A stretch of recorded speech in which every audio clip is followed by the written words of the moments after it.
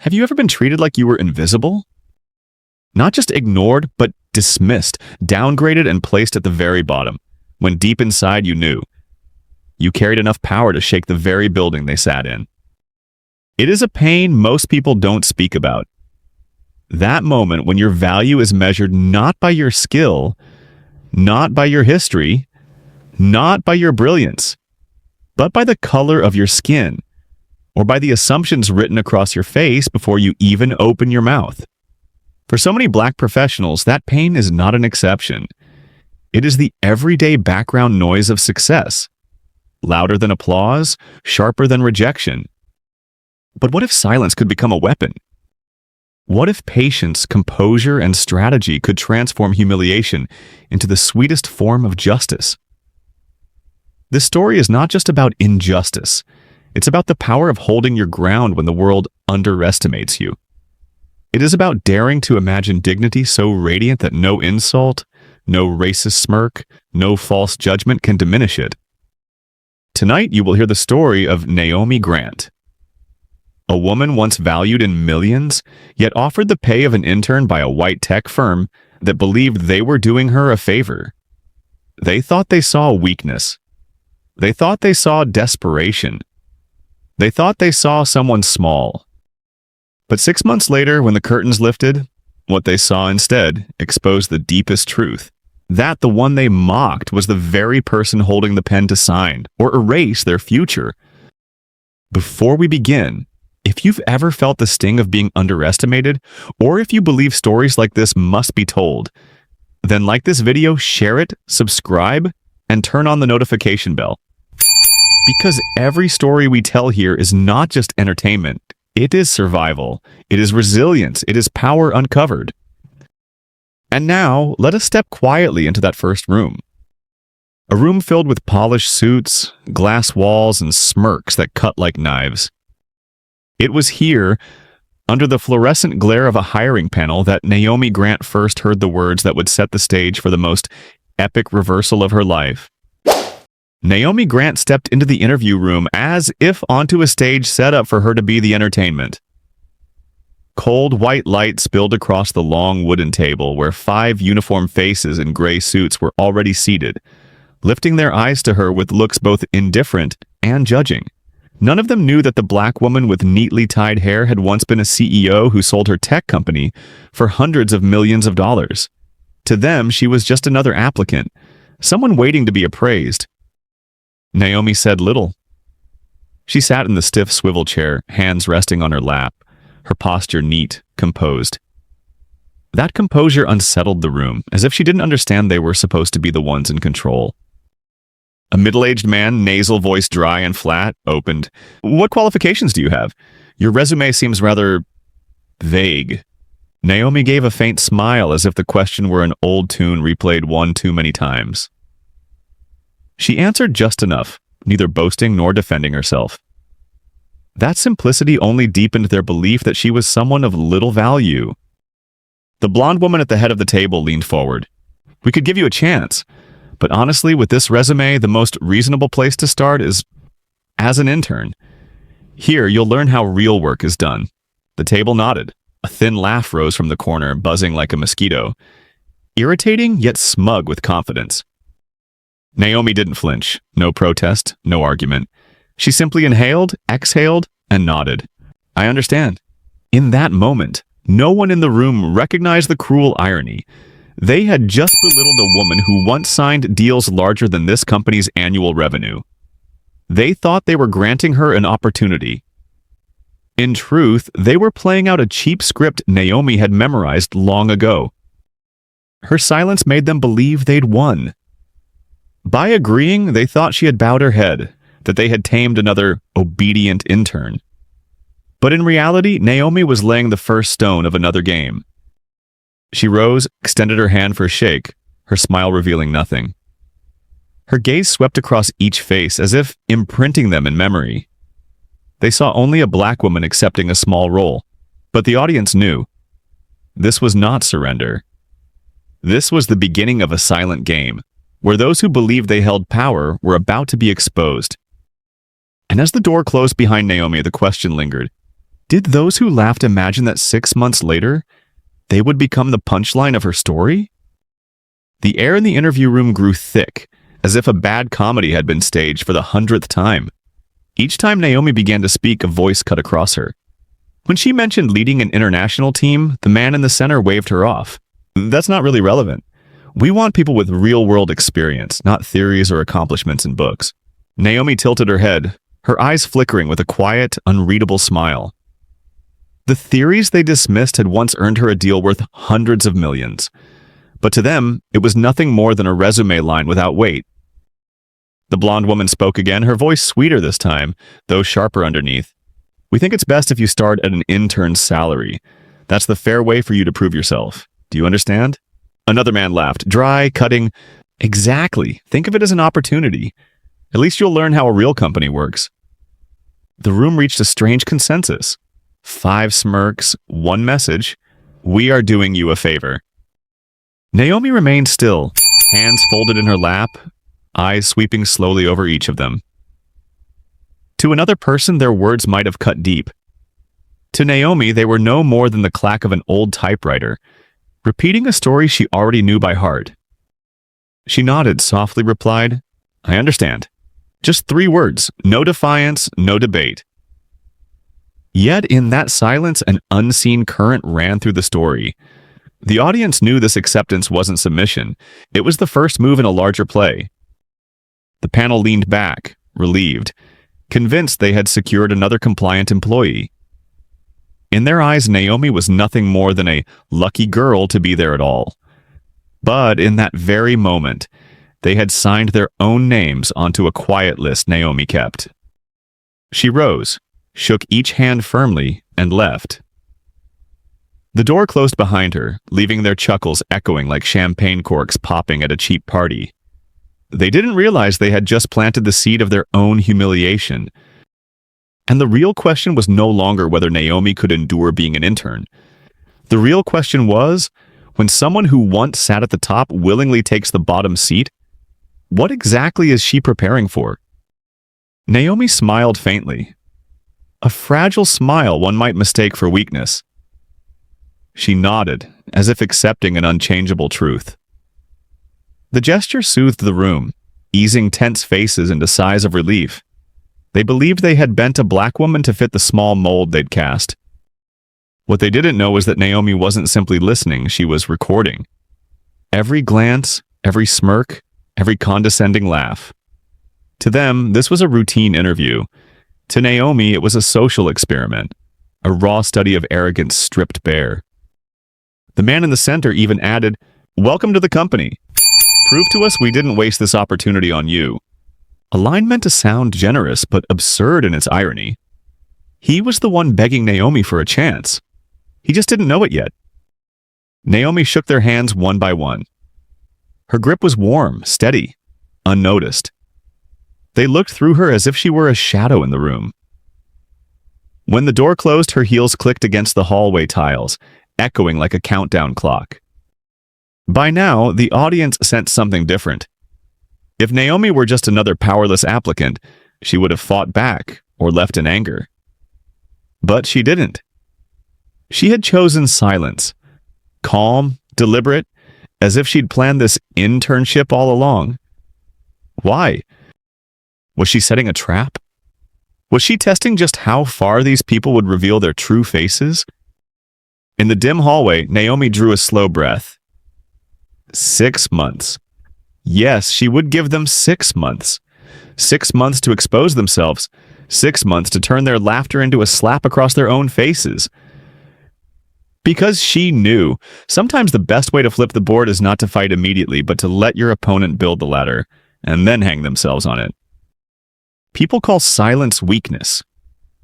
Naomi was sharpening it into a blade, and when that blade struck, it would cut deeper than any shout. Behind her, the interview room still buzzed with smug laughter, like the fizz of cheap soda. But they didn't know. That supposed victory was only the opening bell of their downfall? Because from the very beginning, this was never the story of an intern. It was the story of a CEO holding her cards, waiting to unleash the biggest reversal of their lives. Naomi's first day at the company unfolded like a play already scripted. The long, gleaming hallway with its gray carpet stretched ahead like a taut rope, carrying her past dozens of watching eyes. Each glance was like a quiet blade, not a stab, but a slow scrape, leaving invisible welts in the air. She walked tall, shoulders straight, yet the deeper she moved into the open office, the sharper the contrast became. White desks, oversized monitors, leather chairs polished to a sheen. Everything designed to declare one thing. Here, only those deemed worthy belonged. And in her colleagues' eyes, Naomi was clearly not worthy. They looked at her with a blend of curiosity and disdain. A black woman, unknown, unintroduced, stripped of any title's halo. Just a new intern dropped into a tank of circling sharks. Someone lowered their voice just enough for her to hear. "Looks sharp. Bet she makes coffee fast." Another snorted without turning from his screen. "Hope she doesn't spill it all over the keyboard like the last intern." Naomi heard it all. Instead of reacting, she let the words fall like drizzle, wet but not strong enough to pierce the coat she wore. In silence, she observed. Every smirk, every frown. They revealed more than any formal introduction could. A male colleague approached, handing her a thick stack of papers. "Meeting room, 3rd floor. Wipe the board before they get in, and bring fresh markers." His tone was flat, detached, like giving orders to a server at a fast food counter. Naomi accepted the stack, nodded, then turned down the hall. Her heels tapped the floor in crisp rhythm, each step marking the cadence of her patience. To everyone else, it looked like obedience. To the audience, it was bitter irony. A black CEO who once signed million-dollar contracts now carrying a cloth to wipe whiteboards, taking orders from men who had never stood once on an international stage. On the surface, it looked like humiliation. Look deeper, and it was more like a test. Naomi wasn't a helpless victim. She was inhabiting the lowest role to see how others revealed themselves when they thought they held the upper hand. When she stepped into the empty meeting room, cloth in hand, the audience began to understand. Each bead of sweat in this room wasn't a mark of defeat, but a thread quietly weaving toward an ending no one expected. In that glowing office, Naomi quickly became what everyone implicitly agreed upon: the invisible attendant. Within her first hour, her desk was piled with papers to copy, coffee orders with exact sugar and cream ratios, and reminders like, "Don't forget to wipe the board before the boss arrives." She moved through them silently one by one, as though she had done this all her life. Her heels clicked swiftly down the hall, coffee tray in hand, just in time to hear muffled chuckles behind her. Not loud, not openly cruel, yet sharp enough to slice the air. Back at her desk, a young male colleague clapped her shoulder like a patronizing older brother. "Hang in there. You'll be a real employee someday. Nobody stays an intern forever." His words sounded encouraging, but his smile turned them into a polished slap. It wasn't encouragement. It was a subtle reminder. "You are beneath us." Naomi looked at him, her gaze so calm it was almost unnerving. She offered no pushback, no sting of anger. Instead, she smiled faintly, bowed her head slightly as if accepting the lesson. But inside, every word was etched into memory, not with rage, but with cold patience. To the audience, the scene resembled a comedy performed behind velvet curtains. Actors so convinced of their roles, so sure they were teaching a less fortunate black girl, not realizing they were exposing nothing but their own pettiness. Naomi brewed coffee with care, wiped boards clean, copied documents neatly. In their eyes, these were proof of her obedience, but in the audience's eyes, they were layers of disguise, a mask she put on to let them believe they held control. The most striking part wasn't the chores themselves. It was how easily her presence was accepted only in that role. As if the world operated on a fixed order, those who serve and those who are served. Naomi didn't argue. She observed. She recorded. She let each pat on the shoulder, each hollow chuckle flow into memory like pieces of evidence. She knew the day would come when these small moments would form an indictment that needed no signature. When her eyes drifted to the wide office window and the endless sky beyond, the audience suddenly realized Naomi wasn't drowning in menial tasks.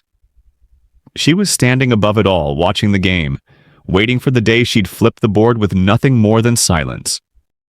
Naomi nodded faintly, her eyes glowing with quiet weight. Not the nod of submission, but the nod of someone peering through a microscope. Every fake smile, every tossed coffee cup, every careless command became data. Naomi was cataloging it all, as if running a social experiment where her colleagues were the unwitting subjects. The man who'd clapped her shoulder walked away, smug as though he'd redeemed a lost soul. Another colleague passed by, dropping an empty cup on her desk without a word of thanks. Each small act was like a pin, harmless alone, but together weaving a portrait of arrogance. Naomi didn't resist. She didn't rage. She watched, her silence carrying a strange gravity. For the audience, it was no longer passive endurance. It was the poise of someone sitting in the stands, watching a tired play repeat for the 100th time, waiting to applaud at the right moment when the curtain finally fell. And something strange began to happen. Her silence convinced those around her that she was docile. The more they tested her, the more they assumed she would never resist. A female colleague even smirked as Naomi carried a heavy stack of documents. "Keep this up, and you'll be intern of the year." It sounded like praise, but it was bare sarcasm. Naomi simply smiled, set the papers neatly down, and turned away. But her glance in that instant etched the moment into an invisible ledger. By now, the audience began to shiver. Why wasn't Naomi fighting back? Why wasn't she resisting even once? Was she plotting something larger? Because Naomi wasn't simply accepting the role of an intern, she was building a mirror. In that mirror, every person in the company would see themselves. Small-minded, arrogant, foolish for misjudging her. And Naomi, with her silence, was only sharpening the reflection until it became undeniable. When she set down the stack of papers, adjusted the pen on top, then lifted her eyes toward the window, the audience knew. This was not the portrait of a weary intern. This was the image of a strategist, measuring every move. And one question lingered. What exactly was Naomi Grant planning, and when would she finally make her first move? The afternoon meeting room felt like a sealed box. Its 4 glass walls transparent, yet suffocating in a way that concrete could never be. Employees sat around the long table, the sound of typing and shuffling papers mixing into the cluttered rhythm of people desperate to prove how busy they were. Naomi sat at the far end, unnoticed. 6 months into her internship, she had grown used to indifferent glances and half-hearted smiles. But today, as she listened to the debate about a failing data system, Naomi knew she could offer something more than silence. She waited for the noise to ebb, then spoke. Her voice steady, clear. If we implement a parallel layer of data checks, the system could detect errors earlier. That would reduce the risk of a total crash during peak hours. For a breath, the room froze. A few heads turned toward Naomi, surprised as though it were the first time they realized she had a mind of her own. The surprise evaporated almost instantly. A man near the center, famous for his love of the spotlight, jumped in. "Great idea!" "Yes, we should add a parallel layer of data checks. That's the optimal way." He repeated Naomi's words almost verbatim, only louder, more confident. And suddenly nods bobbed around the table.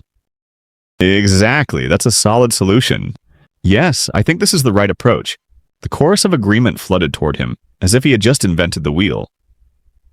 Naomi sat still, her hand resting lightly on her notebook. She didn't write another word. Instead, a thin smile curved her lips, sharp as a blade hidden in paper. The man never glanced her way. He leaned back, basking in the spotlight, while Naomi slipped back into the role they had always assigned her, the silent intern, good for listening, jotting notes, carrying coffee. But the audience saw something else. They saw Naomi observing, engraving into memory a bitter truth. It wasn't just her idea being stolen, it was her very existence erased at the moment it dared to shine. None of them realized they were turning themselves into living evidence for a future indictment. Every misplaced nod, every misdirected compliment sharpened the irony. The man they cheered had created nothing, while the real key sat unacknowledged in the shadows. Naomi closed her notebook. A faint tap against the table. Quiet enough for only her to hear. But to the audience, it was no ordinary sound. It was the ticking of a metronome, marking the tension of a play sliding toward its climax. Because once the first idea is stolen, who's to say the next act won't be even crueler? The moment Naomi's words faded, the room still carried the echo of surprise. But in an instant, the white man with slicked hair and a stage-ready smile cut in. "Yes! We should add a parallel layer of data checks," he boomed, as though struck by divine inspiration. "That's how we stop the system from crashing in peak hours." His words were Naomi's, wrapped in volume and bravado. And the room erupted. Brilliant. Exactly the solution we need. Applause broke out, long and loud, as if he had just saved the company from collapse. He reclined, triumphant, soaking in the ovation. And Naomi? She remained still in her corner. Her idea vanished from the air as if it had never existed. The man had snatched it with the speed of a seasoned thief, stamping his name on it while the room celebrated. One or two glanced her way, but looked away just as quickly. No one reminded the room where the idea came from. In this place, words only carried weight when voiced by a white face, with a confident tone and commanding posture. Naomi did not protest. No cry of theft, no plea for recognition. She tilted her head slightly, eyes calm as they fell on the notebook before her. Her pen touched paper, and she wrote a single line. When truth is stolen, silence makes accomplices.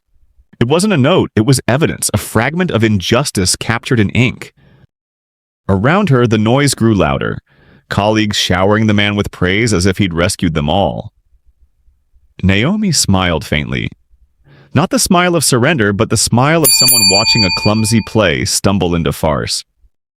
To the audience, it was both maddening and absurd. For what irony could cut deeper than this? A room applauding itself blind while the true author sat erased at the edge of the stage. Naomi closed her notebook and lifted her eyes to the glass walls.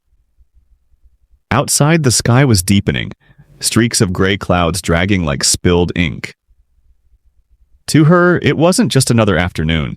It was the backdrop of a farce whose curtain had just fallen.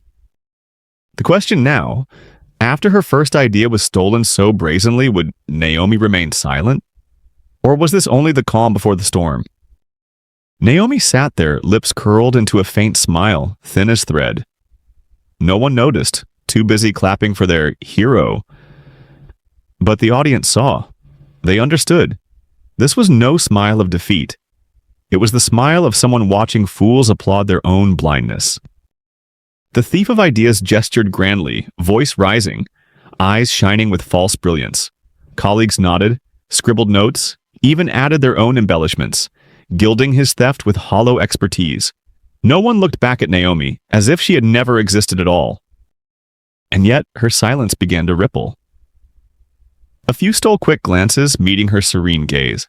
No anger, no embarrassment, just an unsettling calm, and that made them uneasy. If Naomi had been hurt, she would have lashed out. If she were weak, she would have bowed her head, but she did neither. She simply wrote, then closed her notebook with icy composure. Inside, Naomi knew justice didn't need to be reclaimed in that instant. Sometimes silence exposes faster than rage. Thieves paint their faces in borrowed glory, and it is that paint which peels when the real light shines. To the audience, the scene was pure satire, a room cheering itself while the only true thinker sat quietly, smiling. It wasn't just injustice, it was proof of a collective delusion, the belief that power lives in the loudest voice, not in the truth.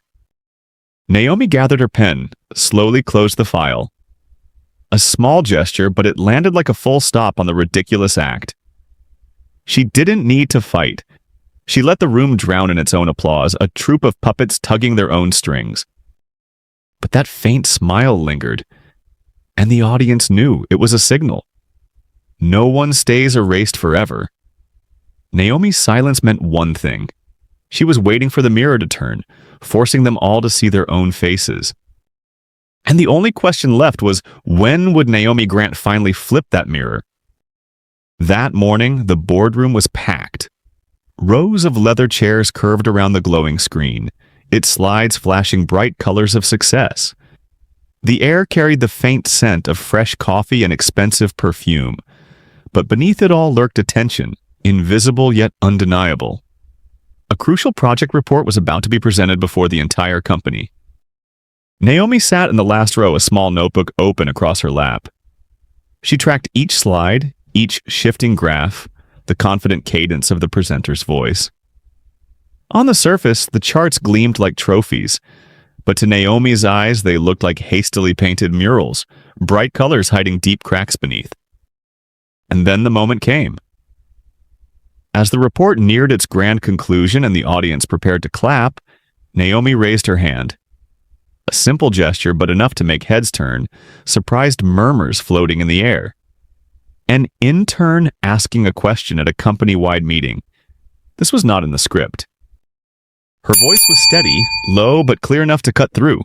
If the foundational data hasn't been fully verified, how can the system guarantee it won't collapse once expanded to the international market? The room froze. Her question wasn't just sharp, it was aimed directly at the wound everyone had been tiptoeing around. The presenter faltered, his eyes darting, his hand trembling as he clutched the remote. Murmurs buzzed from one side of the room, while others stared at Naomi with unmasked astonishment. For a breathless moment, the entire space seemed to crystallize. Naomi had done what no one dared, touch the raw nerve beneath the polished surface. Then came the laugh. It burst from the front row, loud and cutting. The team leader, a man in a perfectly tailored suit, leaned forward and projected his voice so every corner of the room could hear. This is exactly why interns shouldn't meddle in grown-up matters. The words slashed the silence and the room erupted. Laughter surged like a wave, bouncing against the glass walls, colliding, multiplying. Some laughed out of fear, some to belong, but together they built a chorus of mockery. Naomi didn't flinch. She didn't argue. She didn't defend herself. Her gaze stayed fixed on the leader, calm, unwavering. Her silence itself became a thorn, making the laughter sound shriller, more forced. And the audience realized, sometimes the loudest laugh is nothing but a fragile mask for fear. Because Naomi, with one single question, had revealed exactly what they all dreaded most. The team leader's grin wasn't humor, it was a blade. His words, meant to humiliate, sliced through the tension and left the room drenched in noise. Colleagues leaned forward, smacking their thighs, some covering their mouths while their eyes gleamed with glee. Others, who didn't find it funny at all, still joined in. In this room, silence meant you stood on the wrong side. Naomi sat still, her hands folded neatly on the notebook. The laughter pierced around her like a rain of needles, but she remained untouched. No tremor, no hint of shame. Only a composure so unreadable it unsettled the room more than anger ever could. One voice whispered to a neighbor, "She must be dying of embarrassment." But Naomi wasn't. Within her was a quiet, unshakable ground where ridicule could not reach. Her question still hung in the air, unanswered, daring the room to face it. That was the raw truth. The entire room was laughing, but not one of them could provide an answer. And that irony cut deeper than any words. The louder the laughter, the clearer the fear. They weren't laughing because her question was foolish. They were laughing because it was true, too sharp, too dangerous. Naomi lifted her eyes, locking onto the team leader. Her gaze was neither furious nor submissive. It was needle-sharp, steady, enough to make him flinch before quickly looking down, pretending to shuffle through his notes. Amid the noise, Naomi's silence rang the loudest. To the audience, it was unmistakable. Her quiet was not weakness, but defiance. Her silence turned their laughter sour until even those laughing no longer believed themselves. Because sometimes the loudest laugh isn't a show of strength. It's the panicked drumbeat of trembling hearts. And Naomi knew. She had just touched their deepest fear. The laughter began to fade. leaving behind awkward coughs, squeaking chairs, nervous pen taps, a clumsy soundtrack to the Arrogance just performed. Naomi remained still, her eyes fixed on the team leader, a steady spotlight on what he hoped to hide. For a moment he looked rattled. Then quickly he buried himself in his papers, tapping his pen to mask his unease. What unsettled him most was Naomi's restraint. No rebuttal, no self-defense, just silence, and a gaze that refused to bow. That silence grew heavier, pressing into the room until the walls themselves seemed to shrink. Some employees shifted uncomfortably. The laughter had died, leaving only its echo, awkward and hollow.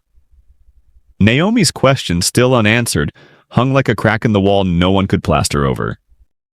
The audience knew now. Naomi wasn't weak. Her silence wasn't surrender, it was strategy. She let the room twist in its own hypocrisy, let their mockery become a mirror reflecting their collective fear.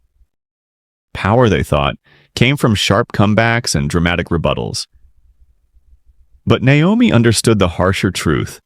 Sometimes the greatest strike is no strike at all, because silence forces others to face the void, to hear the echo of their own cruelty. Naomi closed her notebook, placed her pen on the table, and straightened her posture.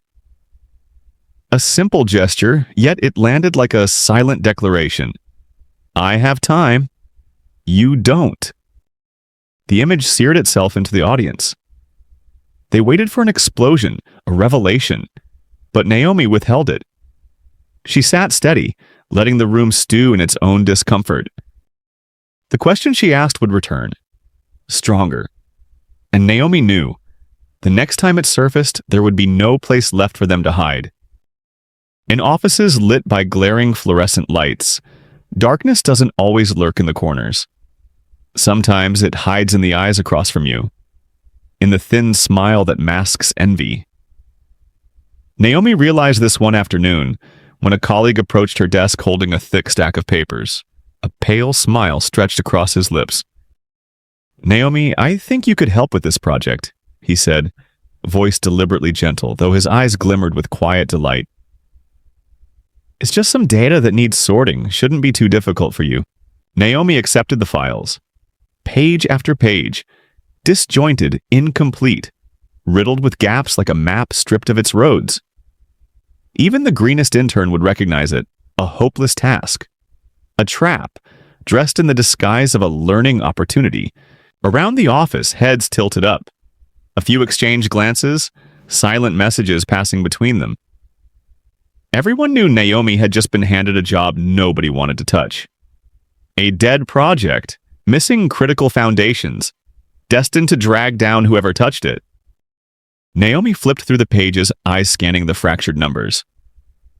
She didn't protest. She didn't ask why. She simply nodded and said, "I'll take a look." The colleague walked away, his grin stretching wider as though he just dropped prey neatly into a trap. He folded his arms at his desk, ready to watch the slow unraveling. To him, Naomi would stumble, struggle, and eventually dig her own grave. But the audience saw something else. While the office treated it like a farce, Naomi sat upright, eyes focused as if she were reading a familiar book. The gaps and broken numbers didn't scare her. On the contrary, they looked like puzzle pieces of a game she had long since mastered. The scene carried a sharp irony. They thought they had cornered Naomi, but in truth, they'd handed her the perfect chance to reveal what none of them expected. Outside the window, sunset bled red across the glass like spilled ink. Inside, Naomi closed her eyes and took a long breath. A single thought surfaced. Every trap, if understood, can be turned into a step upward. She opened her eyes, set the files aside, and began planning. And the audience understood. The failure everyone awaited might not arrive in the way they imagined.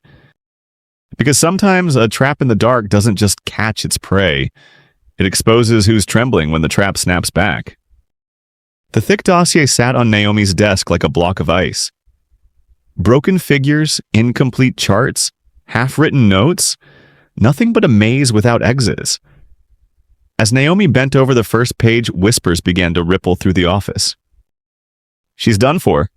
No one could fix that mess." Give it a few days. She'll be out. The words flew like arrows, not aimed directly but piercing all the same. No one came to Naomi's desk.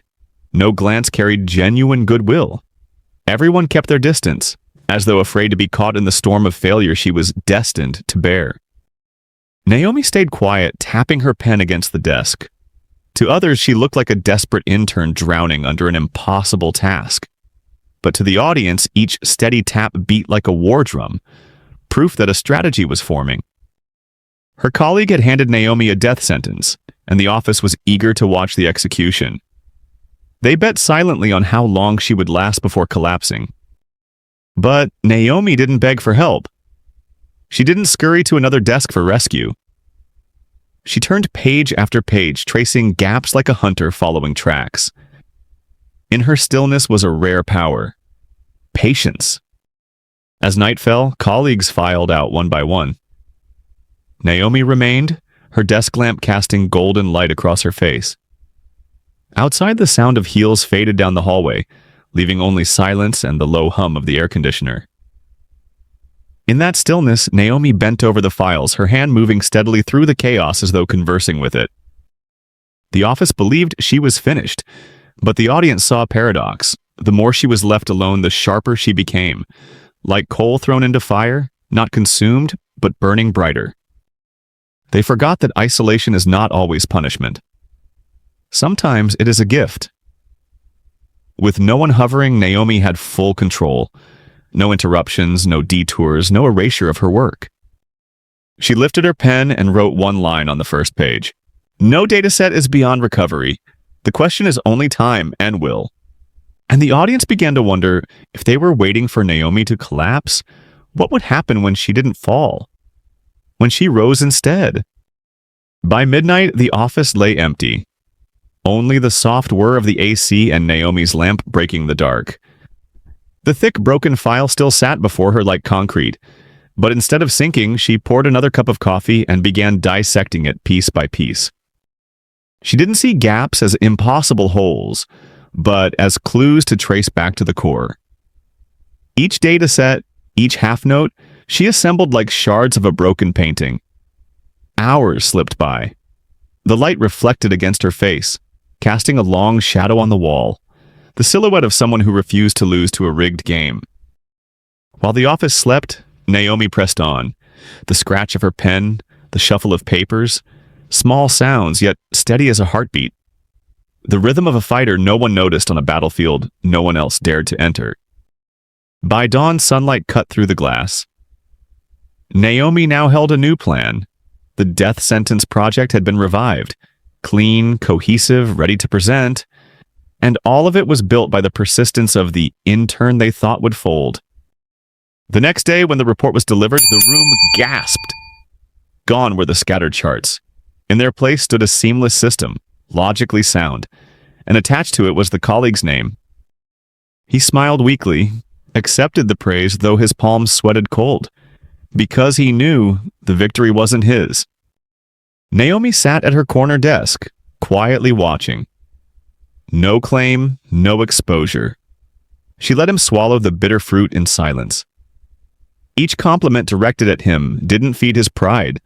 It mirrored back his fraud, forcing him to see what he couldn't face. The irony was brutal. A trap set for Naomi had consumed its own maker. She didn't need to point fingers, didn't need to shout. She simply sat still, letting the truth drum its own rhythm, spreading like a crack in stone. In Naomi's silence lay a kind of power the office had yet to grasp. Not the power of titles or volume, but the power of patience, the kind that lets others fall into their own snare. And the audience began to wonder, if Naomi could flip the board with just one doomed project, what would happen when she reached for the larger games that ran the entire company? The storm didn't hit the company with thunder outside, but with a barrage of phone calls from international partners. A $500 million contract, the biggest project of the year, was on the brink of collapse because the technical system had failed to meet standards. Emergency meetings piled up and the confident faces of management turned pale, wrinkled with worry. Naomi sat in the back row listening to every anxious word. They spoke of reputations ruined, of losses too big to recover. On the screen, numbers flashed in red, blinking like a death knell. In the chaos, Naomi took a deep breath. She had seen the cracks before. She had tried to raise them in smaller meetings only to be laughed off. Now, with the ship tilting hard, she had no choice but to lay her solution on the table, even if it risked being ignored again. That night, Naomi stayed at her desk, the yellow light casting her shadow across the wall. She pieced the data together, tested scenarios, built contingency steps. Finally, a clean, solid plan emerged, strong enough to save the contract teetering on the edge. The next morning, she walked into the meeting room, holding the thick report. All eyes were fixed on the executives. No one expected anything from her. Still, Naomi stepped forward, placed the file on the table, and spoke in a calm, steady voice. If we follow this plan, we can fix the flaws within 2 weeks. The contract will hold. For a few seconds, the room went silent. A manager picked up the report, flipped through the pages, his eyes widening. This was something they hadn't considered, a viable way out of the deadlock. Glances crossed the room. The worry lines softened. The air shifted as if a tunnel had finally revealed its exit. Naomi returned to her seat with no expectation, only the hope that the company would survive. She didn't need applause. She didn't need her name remembered. If the contract was saved, her work was done. The audience, though, saw the bitter irony. The woman once shoved aside, told to make coffee and clean boards, was the one holding the key to the company's survival. And that truth, though unspoken, lingered in the room like an unfiled accusation. But they also knew, in a world where power outweighed truth, even the most precious solution could be stripped of its author. When Naomi's report was finally presented to the entire company, something chilling appeared on the big screen. Her name was gone. In its place, 3 bold words glared back. Management team. The department head stood at the podium, booming with authority, presenting the plan point for point. His voice carried the cadence of a general leading troops to war. The very same words Naomi had written were now dressed in the tone of power. The room filled with nods and whispers of approval. At last, they've found the solution. Thank God we have such a sharp management team. Applause followed, thick and hollow, painting the air with false gloss. From the back row, Naomi watched the screen. She wasn't shocked. She wasn't even angry. Just a faint, thin smile crossed her lips, like someone watching an old play performed by a new cast. Because this betrayal wasn't personal anymore, it was proof of a deeper truth. In a world where skin and status defined worth, her work had never been considered enough. And yet, the audience felt the biting irony. The woman erased without hesitation was the ghost standing behind a $500 million rescue. The same people who once dismissed her now stood tall, basking in applause. A colleague next to her whispered, "Got to admit, management really came through." Naomi turned her head, calm eyes meeting his. She didn't correct him. She didn't need to, because truth, when buried too many times, no longer needs defense. It rises on its own. The department head closed with certainty. Thanks to our leadership, this contract will be saved. Thunderous clapping filled the hall. For a moment, it seemed the company had been saved by the hands of its so-called leaders. And Naomi, sitting quietly, recorded every detail of the performance, as though she were a researcher watching a specimen under glass. The audience saw it clearly. This wasn't just theft. It was erasure. They hadn't only stolen her work, they had stolen her existence within the company's memory. But what the management team didn't realize was that in celebrating, they had signed their own future indictment. The applause eventually faded, but its echo lingered like false thunder. The managers bowed, smiling like heroes who had pulled the company back from the brink. On the screen, the plan glowed with its final mark. Signed, management team. No one asked where the report had come from. No one said Naomi's name. She sat in the shadows, silent as a ghost. Yet her lips curved slightly. Not in joy, not in bitterness, but in something sharper. A smile as thin as a crack in glass, barely visible yet capable of splitting the whole mirror. Naomi didn't argue, didn't raise her hand to correct. She simply sat, eyes on the screen, letting the play run its course. And the audience knew. This silence was not surrender. It was waiting. A colleague stole a glance expecting to see despair. Instead, they found serenity, a calm figure with a faint smile. And strangely, it unnerved them. Because Naomi's silence was not weakness, it was weight, the kind of quiet that makes others look away. Even management, drunk with victory, felt a flicker of unease, like men striding across thin ice without realizing it. The audience understood the irony laid bare. The lowest person in the room held the decisive piece. The company clapped for brilliant leadership, never realizing their every next move still lay in Naomi's hands. She closed her notebook with a soft click. A quiet sound, but sharp as a bell. No one noticed. For Naomi, it was the period at the end of one chapter, ready to open another. Because she knew they had pushed her to the bottom. But the bottom is often the strongest place to launch a reversal, and that card, Naomi still held it, face down, waiting. The question that now hung in the air was no longer whether Naomi would be forgotten. It was this. When she finally turned over her last card, which of them would lose everything? That morning's flight carried 5 radiant faces. The executives sat in first class, glasses of wine in hand, laughing heartily. They spoke of the upcoming signing with a confidence that bordered on arrogance. In their eyes, the battle was already won. The plan they had just unveiled before the company was the key to lifting them onto the pedestal of glory. "This will mark a new era for our leadership," the team leader declared, his voice firm. He didn't bother to hide his triumph, as though the $500 million deal was already laid out as spoils of war. The others nodded, raised their glasses, their eyes gleaming with the belief that company history would remember them as heroes. The plane landed under the midday sun. Luxury cars were waiting, doors opening with the courtesy usually reserved for heads of state. They strode into the grand lobby of their partner's headquarters. Suits pressed, ties tightened, their faces spread with self-assured smiles. Not one of them suspected that this very moment was the opening of the final act. The boardroom was vast, its polished table gleaming, rows of black leather chairs in perfect order. On the wall hung an abstract painting, cold strokes of color like a silent warning. The executives entered, shaking hands with their waiting counterparts. Polite greetings filled the air, crisp and professional. They believed everything was ready to close with a signature. The team leader adjusted his tie and sat down, eyes shining with pride. He glanced at his watch and thought, $500 million and eternal recognition.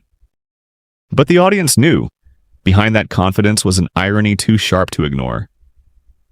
The plan they carried today was not the product of their minds, but the fruit of sleepless nights by someone they had erased. And the cruelest twist? They were about to perform that same report again, this time in front of its true author. No one in the boardroom could guess what was about to unfold, but the audience understood. This was no longer a simple business deal. This was a stage where every falsehood would ignite under the lights. And when the final door opened, they would face the one face they had dismissed without mercy for 6 months. The door creaked open, its hinges cutting through the charged air like a knife. The executives entered with smiles ready, postures steady, walking as men certain of victory. They awaited the historic handshake, the photographs to immortalize them, the applause awaiting their return. But then they froze. Naomi Grant sat at the head of the table, posture straight as an arrow, her eyes calm and piercing across the room. No longer the intern with a forgotten notebook. Before them shone a nameplate, Naomi Grant, Chairwoman, International Partner Corporation. A sudden silence fell, heavy as steel. Shoes halted mid-step, a glass trembled in one man's hand, folders nearly slipped from their clips. For a fleeting instant, the entire room seemed to stop breathing. Naomi tilted her head slightly, her smile serene yet cutting. "Welcome, gentlemen. I'm glad we can discuss business today." The gentle words tore through every mask. For 6 months, they had laughed at her, sent her on errands, stolen her ideas, erased her name from reports. 6 months, they believed they were teaching a black intern of little value. But the truth was harsher. Every moment had been part of Naomi's own design, an undercover performance, ruthless and precise. One man tried to smile, but his lips quivered. Another dropped his pen, the clatter echoing louder than thunder. The team leader, the loudest in mocking Naomi, now sat stiff, face pale, eyes darting away. The irony rang sharp. Those who once applauded each other for an excellent plan were now face to face with its real creator, the very woman they had erased. And Naomi, with 6 months of silence, had turned their entire company into a living monument to the absurdity of power. She didn't need to shout, didn't need to slam the table. By sitting there, Naomi had already flipped the board. 6 months at the bottom were only the prelude. Today, she returned at the summit, and they were the ones forced to look up. But the audience knew. This shock was only the beginning. What Naomi said next would not just silence them, it might bury the very careers they were desperate to cling to. The air grew heavy, as if the air conditioning had stopped. The men who had entered so boldly now shrank into their chairs, backs rigid, throats dry. They waited for Naomi's fury, her accusations, her wrath. But none came. Naomi simply sat there. Her quiet smile traced her lips like a fine line. Not bright, not harsh. Just enough to turn the room into a mirror, reflecting back the cowardice of men who once thought themselves above her. No one dared speak first. The team leader, once the loudest voice, now clasped his hands, eyes blinking too fast. Another executive pressed his lips together, avoiding her gaze like a student caught cheating. The irony was sharp. The laughter that once filled the company's boardroom had vanished. In its place, silence. Silence so deep that the ticking clock sounded like mockery. Naomi needed no accusations. Her presence alone made them clowns. Each man in the room remembered the moments they humiliated her. The bitter coffee, the dusty board, the stolen ideas, the erased name. Those little cruelties now returned, a procession of invisible witnesses standing behind Naomi, pointing fingers at them. And so the silence itself became the verdict. A sentence without a judge. Naomi flipped a page in her folder, her hands steady. The overhead lights gleamed against the title before her. Chairwoman. She needed no proof. The truth revealed itself, and the men once in power shrank into supporting roles of their own farce. The audience exhaled with satisfaction. Justice here was not delivered by slamming fists, but by silence. A silence sharper than 1,000 insults. Naomi lifted her head, eyes sweeping the room, her smile unchanged. And in that instant, everyone understood. The game was over. The one they had belittled now sat above, and the men who mocked her had become the joke. But this was not the end. Naomi still held one more card, one move that could seal the future of their entire empire with nothing more than a nod. The air in the boardroom grew thick, dense enough to cut with a knife. The hum of the air conditioner still ran, but no one heard it anymore. The leadership team, men who once pounded their chests as architects of success, now sat pale, their eyes darting like fish stranded on dry land. Naomi sat at the head of the table, her back straight, her gaze calm as an autumn lake. Still on the surface, but with depths no one could measure. She didn't need to speak. Her silence itself was the sharpest weapon, slicing apart every illusion of power in the room. One director coughed softly, trying to shatter the atmosphere, but the sound cracked like a confession. Trembling. Pointless. Another fumbled with his tie, pulling so hard the fabric tightened around his throat, leaving his face flushed and raw. They avoided Naomi's eyes like guilty men refusing to look at their judge. The irony was bitter.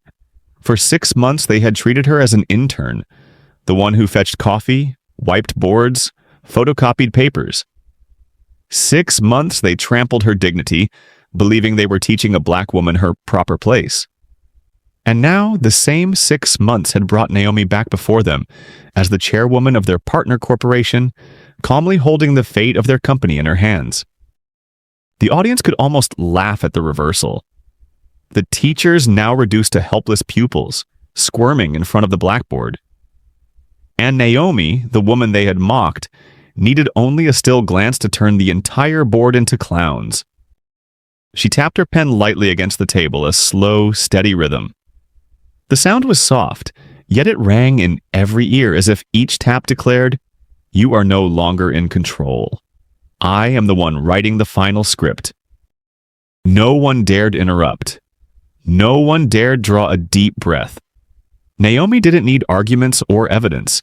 She had let 6 months of silence accumulate, and now it all poured out in this single moment. Her eyes carried both irony and pity. Because what they had never understood was this: what destroys a company isn't a missing contract. It's arrogance so blind it drives men straight into their own blade. Still, Naomi had not spoken, and the audience knew. When she did, every word would land heavier than a final verdict. She did not stand. She didn't have to. True power doesn't come from standing taller than others. It comes from making others bow while you remain seated. The tension stretched like a string pulled to breaking point. Then Naomi's voice broke the silence. Low, steady, resonant. Fairness doesn't come from titles. It comes from how you treat people when you think they are nobody. Each word fell like a stone into water, rippling out across the room. No shouting, no rage, but the sentence tore straight through their arrogance. A few faces flushed crimson as if publicly slapped. Another forced a polite smile, but it twisted into something grotesque, a mask collapsing in on itself. The once proud leadership team now looked small, lost inside the very boardroom they had claimed as their kingdom. Naomi let silence return, but this silence was no longer hers. It belonged to them, the silence of the guilty, unable to admit their sins. For the audience, that single sentence was more than words. It was the sharpest indictment possible. Truth, after all, is simple. It is measured in the sneers, the dismissive looks, the mocking laughter, the times they pushed her aside. That was the real measure of character. Naomi's brilliance was not in revealing this truth, but in forcing them to see it themselves. She didn't need to scold. She didn't need evidence. The proof lived inside their own memories, those petty humiliations they thought would be forgotten forever. She paused, her eyes sweeping the room. Then she set her pen down softly like a bird alighting on a branch. "You think this is about a contract, but really I only came to see how many of you can look the truth in the eye." The words were light as a breeze, yet heavy as stone pressing against their chests.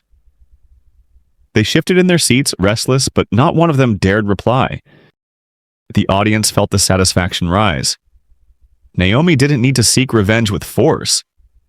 She wielded the truth, and truth, spoken through silence, was the sharpest sword of all. But the question lingered. Would Naomi leave it there? Or would she deliver one final word that could decide the very survival of their empire? After that sentence, Naomi said nothing more. The room remained frozen, and this time, the silence itself became the final judgment. The contract was signed. But what mattered more was not the numbers on the paper. It was the furtive glances exchanged, the awkward shrinking of men who looked like children caught in the act. Naomi didn't shout, accuse, or display power. She simply sat, silent, and owned the entire room. Days later, the story leaked. Tech journals didn't just report a $500 million deal. They told of a black woman once treated as an intern who walked back into the boardroom and turned the game upside down. The industry, accustomed to billion-dollar handshakes, had rarely seen such a symbolic reversal. From that moment, Naomi Grant was no longer just a chairwoman. She became a living symbol of the silent power everyone craves, but few have the patience to master. In private forums, people whispered her new names. The shadow player, the silent queen, the one who strips masks with a smile. For the audience, Naomi became a lingering question. If it were you, would you have the patience to endure 6 months of humiliation only to strike once but decisively? The irony was clear. A system that prided itself on fairness, transparency, meritocracy, had been undone not by data or law, but by its own cruelty when it believed someone had no worth. Naomi gave no interviews. She refused comment. And her silence only amplified the story because sometimes what is not said is what haunts the most. In the listener's mind, the image endures. Naomi sitting in that cold boardroom, smiling faintly while those who mocked her stumbled, forced to bow their heads. It was a picture worthy of cinema, not bright lights, but shadows, and one woman who knew how to make darkness her stage. The story ends, but the echo remains. If it were you, would you endure the role of the nobody for 6 months, just to rise once and expose the truth with a silent smile? And perhaps that is the essence of silent power. The less you speak, the more the world must listen. If this story touched your heart, make sure to like, share, and subscribe. Every click helps us bring more powerful stories of empathy, justice, and silent strength to life. Your support is what fuels this journey. Let's keep standing together and rising higher, one story at a time. Stay safe and inspired.